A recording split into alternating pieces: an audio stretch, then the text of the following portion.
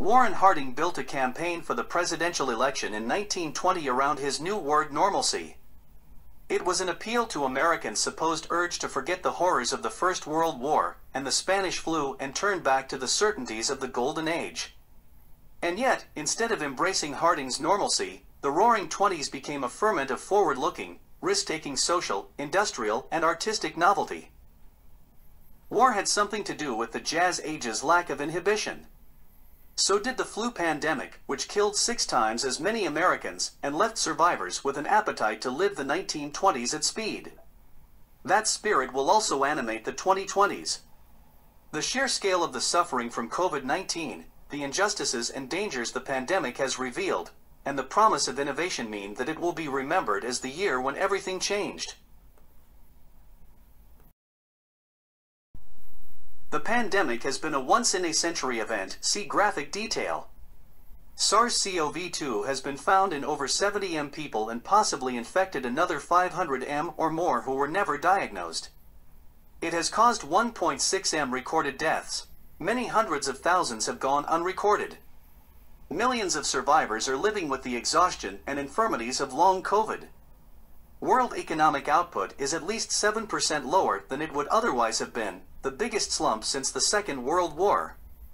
Out of the ashes of all that suffering will emerge the sense that life is not to be hoarded, but lived. Another reason to expect change, or, at least, to wish for it, is that COVID-19 has served as a warning. The 80 billion animals slaughtered for food and fur each year are petri dishes for the viruses and bacteria that evolve into a lethal human pathogen every decade or so. This year the bill came due, and it was astronomical. The clear blue skies that appeared as the economy went into lockdown were a powerful symbol of how COVID-19 is a fast-moving crisis within a slow-moving one that it in some ways resembles. Like the pandemic, climate change is impervious to populist denials, global in the disruption it causes, and will be far more costly to deal with in the future if it is neglected now. And a third reason to expect change is that the pandemic has highlighted injustice. Children have fallen behind in their lessons and too often gone hungry. School leavers and graduates have once again seen their prospects recede. People of all ages have endured loneliness or violence at home. Migrant workers have been cast adrift or sent back to their villages, taking the disease with them. The suffering has been skewed by race.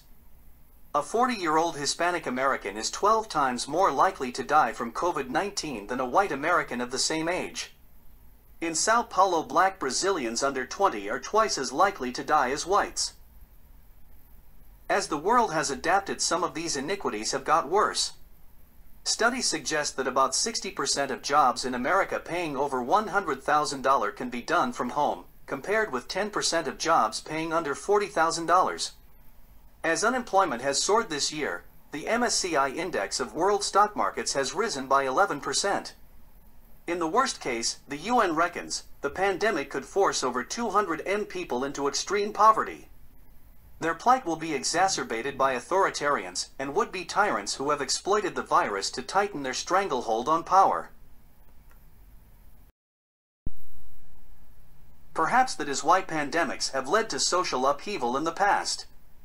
The IMF looked at 133 countries in 2001-18 and found that unrest surged about 14 months after the onset of disease, peaking after 24 months. The more unequal a society, the more upheaval. Indeed, the fund warns of a vicious circle in which protest further increases hardship, which, in turn, feeds protest. Fortunately, COVID-19 has not just brought about the need for change, it also points a way forward. That is partly because it has served as an engine of innovation. Under lockdown, e-commerce as a share of American retail sales increased as much in 8 weeks as it had in the previous 5 years. As people worked from home, travel on the New York subway fell by over 90%. Almost overnight, businesses like this newspaper began to be run from spare rooms and kitchen tables, an experiment that would otherwise have taken years to unfold, if ever. This disruption is in its infancy. The pandemic is proof that change is possible even in conservative industries like healthcare.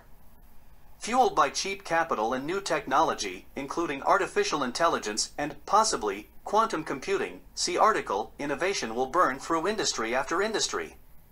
For example, costs at American colleges and universities have increased almost 5 times faster than consumer prices in the past 40 years, even as teaching has barely changed, making it tempting to disruptors.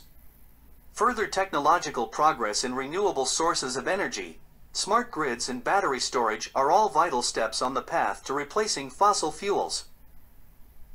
The coronavirus has also revealed something profound about the way societies should treat knowledge. Consider how Chinese scientists sequenced the genome of SARS-CoV-2 within weeks and shared it with the world. The new vaccines that resulted are just one stop in the lightspeed progress that has elucidated where the virus came from, whom it affects, how it kills, and what might treat it. It is a remarkable demonstration of what science can achieve.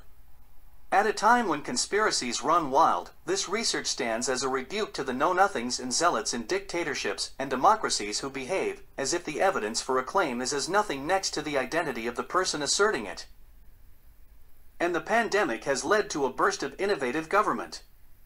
Those which can afford it and some, like Brazil's, that cannot, see article, have suppressed inequality by spending over $10 trillion on COVID-19, 3 times more in real terms than in the financial crisis.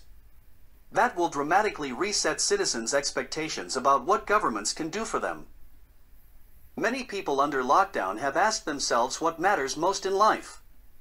Governments should take that as their inspiration, focusing on policies that promote individual dignity, self-reliance, and civic pride.